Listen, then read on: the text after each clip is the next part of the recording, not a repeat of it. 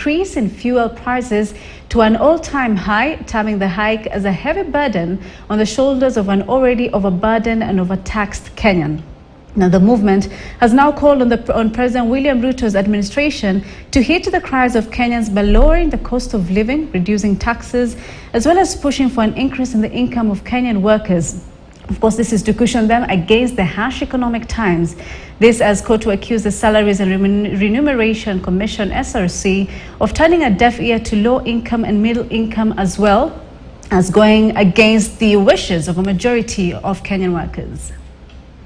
Excellency the President, Our Excellency the President, step in, suspend this SRC. We are suffering as Kenyans. We are not productive anymore. And that demand stands. The COTU demand is we want a minimum of 50% general wage increase in this country for all employees. Anything short of that, then we'll have no otherwise but now to go back to our members and see what action we are going to take, because we can't hold it anymore.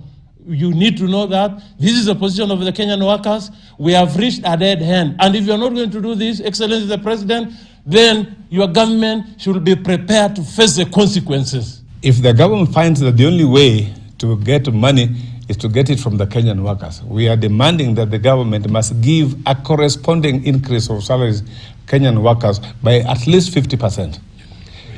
So that can be able to cushion us, so that the whatever percentage they take from out of it, we can get something to sustain us.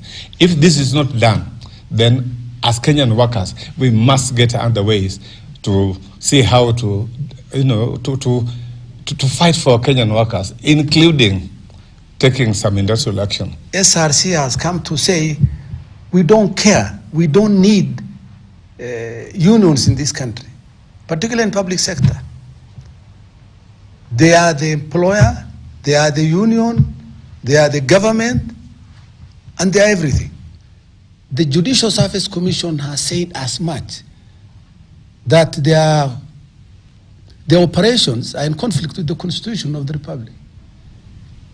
They don't listen. The Public Service Commission, who is the employer by extension of every person, including they themselves, they have said as much. They don't listen. All unions have written to complain about this. They don't listen.